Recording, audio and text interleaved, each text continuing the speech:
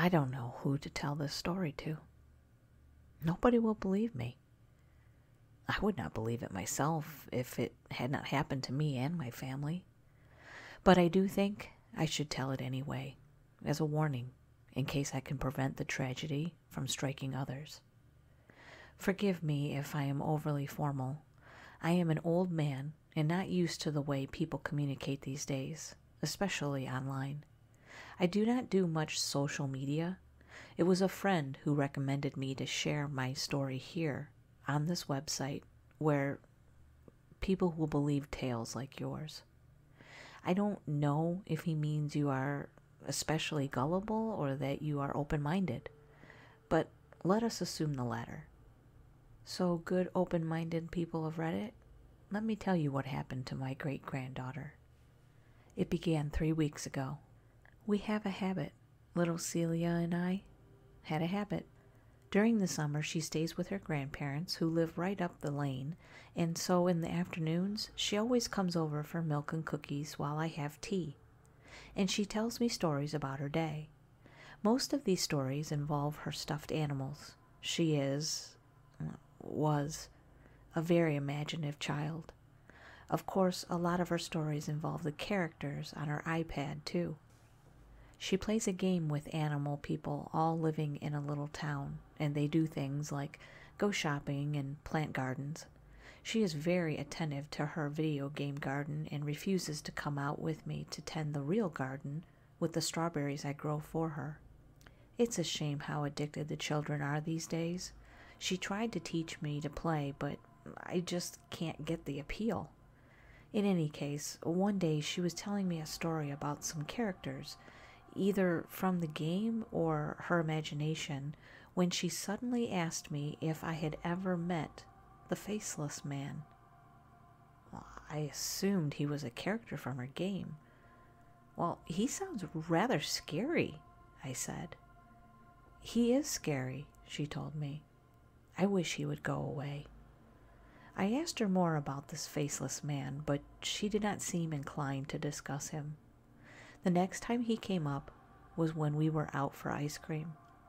As we stood in line, she suddenly peered quite hard at a tall man in a suit standing outside a nearby store. I asked her what was wrong, and then the man turned and pulled sunglasses over his eyes, and her posture relaxed. She said, "Oh, I thought he might be the faceless man." "He appears to have a face," I said. "Yes," she said, relieved. "He's not the faceless man." Well, I asked her about this faceless man, who he is, when she sees him. She said that she mostly sees him near the park or sometimes outside the window. I asked her what his face looked like, and she gave me a most irritable look, like I had asked the stupidest question imaginable, and said, "He doesn't have one. That's why he's the faceless man." "Well then, what does he have instead of a face?" I asked. "Is his head a pumpkin, like in Sleepy Hollow?" "In what?" she asked, making me feel quite old and out of touch. I started explaining, but then she got impatient and looked it up on her little device and said, "Oh, the pumpkin has a face, Grandpa Vern. The faceless man doesn't have any face, not a pumpkin or anything else." "Well, he must have something," I said, trying to imagine. "Is it just skin with no features?" "No." She was becoming quite cross. "That would be almost like a doll with the face rubbed off or something. He's the faceless man because he has no face." "So what's where his face should be then?" She made a frustrated sound in her throat. "Maybe you should ask him yourself. Why don't you talk to him?" "Well, where do I find him?" "He's standing behind you." This sent chills down my spine. I turned and looked around, but there was no one, absolutely no one. And little Celia had gone back to her game. She told me not to bother her. Well, I decided this faceless man was imaginary, like so many of her made-up animal friends or her video game friends who became her make-believe companions during the 4 weeks of summer that she was stuck with us old people. I could not have been more deadly, tragically wrong. Celia was not sleeping well. Her grandparents were concerned. She seemed anxious, they said, and she never wanted to go outside or do much of anything except play on her iPad. They took it away, and she threw a terrible tantrum. When they sent her over to me for the afternoon, she came storming in, slammed the door, and sat down without a word and began stuffing her face with the cookies I had ready for her. "What is wrong?" I asked. "Grammy and Grandpa took my iPad, and now he won't leave me alone," she said. "Who?" "The faceless man." I sat down opposite her, and it suddenly occurred to me this faceless man might be a concoction of hers used to get her way. Sort of like the dog ate my homework. She was blaming him for things in order to convince her grandparents to give her more screen time. I asked, "Why won't he leave you alone without the iPad?" She sighed in frustration. "When I'm on the iPad, he doesn't bother talking to me because I'm busy. He doesn't like to be rude and interrupt. But if I'm not on the iPad, if I'm by myself walking outside or reading or doing almost anything else, he comes over and tries to get me to talk to him." "And what does he say?" "He asks if I want to see his face." "Well, I thought you said he has no face." "He doesn't." "So how—" I bit off the question, seeing as she was getting flustered. Then I said, "Can I meet this faceless man?" "He doesn't like strangers." "But you aren't a stranger." She shook her head vehemently, sat there breaking her cookie into crumbs, and then finally said, "He said he picks people when they're born." "So I can't see him." This seemed a convenient boogeyman for her to blame for all her ills. But she said, "You can see him. He's in my photos. Not the close-up ones, but the crowd ones. He's in all of them." And even though this was surely a tall tale, her statement sent a peculiar chill up my spine. I was beginning to feel quite alarmed, so I asked her to show me the photographs. She told me to open Facebook. That is an app I actually have, and I pulled up my account on my phone, pleased to be included in her little corner of social media, until she shot me down by telling me that she doesn't even have Facebook, that I would have to look at her mother's account because I don't have Snapchat or Instagram or TikTok. Also, I couldn't see details on the little phone screen, so she had to help me find my password and log into my computer. She showed me some pictures from various albums taken by her parents and grandparents. Most were close-ups of her and the family, but there was one wider shot of a park, the park just up the street, actually, and she pointed, her finger coming to rest on the screen on a man in the background, sitting on a bench with his back to us. His face obviously was not visible. He was wearing a suit. The next photo she found was of all of the great-grandchildren at a water park for her cousin's birthday. She was on a slide, and in the background, at the concession stand, his back to the camera, was a man in a suit. Same height, same hair color and style, same suit. An old-fashioned suit with pinstripes. How odd no one ever noticed him before. She showed me another from Six Flags. She was playing carnival games, and behind her at one of the other games, throwing balls to attempt to knock down weighted jugs, was the man in the suit. His back, as always, was in the camera, his face unseen. I was not convinced that he was actually faceless, just that she had never seen him except with his back turned. But the fact it appeared to be the same man in all these photos of her was very disconcerting. Who was he? Have you told Mom and Dad? I asked. She shook her head quickly. They say I'm making him up. They don't think it's the same man. It looks like the same man to me, I frowned. How often do you see him?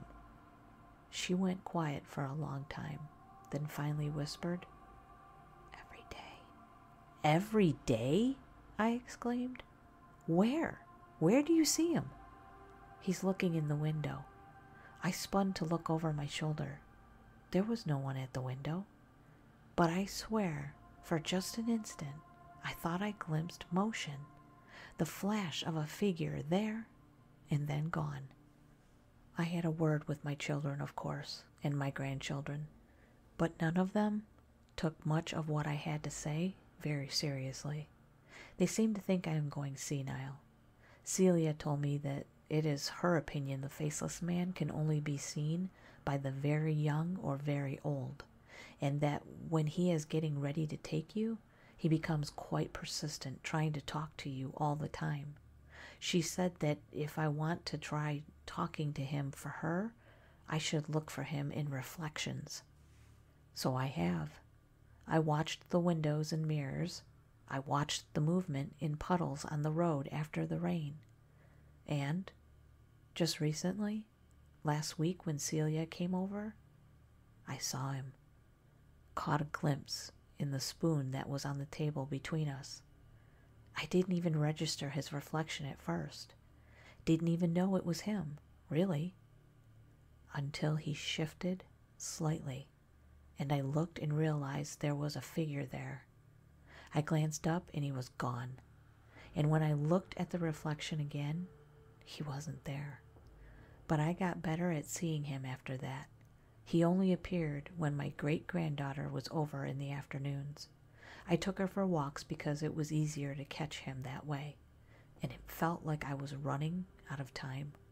Celia was irritable all the time now. She barely spoke to me. Her parents told me they were going to take her home early from her month stay with her grandparents and me. I hoped this meant that the faceless man would leave her alone, but I didn't know. And so I was desperate to meet with him before she left.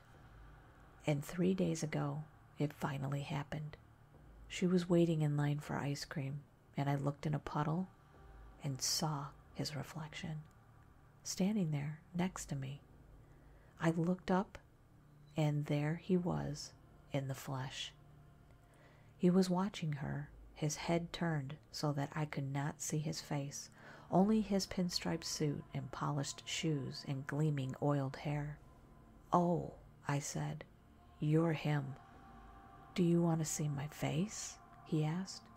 His voice was strong, surprisingly clear and even pleasant. Nothing ghostly or unusual about him at all. He must have been a perfectly ordinary man, an ordinary man who was stalking my great-granddaughter. I snorted at him and stepped closer, because while I may be a very old man, I was at one time in the Navy, and I still remembered how to throw a punch or take one if need be. And anyway, I was not worried about what might happen to me. So I grabbed his shoulder. "Now, see here," I began. But when I turned him to face me, there was no face, only the back of his head. No matter which way I looked at him, I was looking at the back of his head. I felt dizzy, suddenly, as now I was facing the front of him, lapels, white shirt, and necktie, and above the tie, his neck and the oiled gloss of his hair. He was like an owl that had turned his head all the way around, only his head did not move. I gasped, stepping all around him. No matter where I stepped, it was the back of his head. He chuckled, asked in a higher-pitched giggle, "Do you want to see my face?" "No," I said, "no." He was laughing. My legs buckled. I think I fainted. When I came to, Celia was beside me. So were staff from the ice cream shop. An ambulance, my children, and her grandparents arrived soon after. Everyone was very concerned for me, But my biggest worry as the paramedics looked me over was that in the crowd among the shoppers, I could now see him just standing there, right outside a shop door. His head turned, as always, away from me, even though his torso was now slightly facing toward me, as if he were watching me. Celia's gaze followed mine, and she gripped my hand and squeezed. "What did you tell him?" she asked. "I told him no," I said to her. Celia's grandparents put her on a plane back to Vermont the very next day. Her parents picked her up. She was very glad to be reunited with them and told me over Messenger that she was happy to be home and felt much better. Her messages were very positive for a while. But then, just this morning, she sent me a message that was very frantic. It was not a very coherent message. She kept saying she made a mistake. I asked what she meant, and she told me that the first time the faceless man spoke to her, he asked if she wanted to see his face. She said, "Sure, I guess." He giggled and told her, "Soon." It was always the same question, and she'd learned the quickest and easiest way to send him away was to say, "Sure, I guess." And he would always giggle and say, "Soon," and leave. But yesterday, apparently, he had told her, "Tomorrow." He was coming, and her father was at work, and her mother had run a quick errand grocery shopping, and she thought she would be safe with her iPad. But it wasn't enough. She was playing games, but it wasn't enough to keep him away. He was there. "Video call me," I said. And she did. But I barely caught a glimpse of her panicked, teary-eyed face before the call cut out. I rushed to call my granddaughter-in-law, to call my grandson. I told them it was an emergency and they had to get home immediately because Celia said there was an intruder. I did not say faceless man, as they would have assumed me delusional. Then I waited with bated breath. How helpless I felt, all these thousands of miles away. What could I do? While I was waiting for her response, Celia messaged me, and my heart sank. My heart sank because I knew then my great-granddaughter was gone, that they would find no trace of her at all in the house or anywhere. I later asked my grandchildren if they checked the reflections, but they thought I was speaking nonsense. Why would they believe anything from a foolish, delusional old man who fainted the other day while getting ice cream? But I know where she is, and who has taken her, and while I do not know if I can ever save her, I will go and do my best. I am old, and it does not matter if I die. Shortly after the video call cut out, this is what she sent to me. "Grandpa Vern, would you like to see my face?" That's the end of this story. I hope you enjoyed it. If you did, could you please leave it a like? If you haven't subscribed, I hope you do so. Wherever you are, whatever you're doing, I hope you're having a wonderful day or night, and I'll see you on the next one. Thanks, guys. Bye.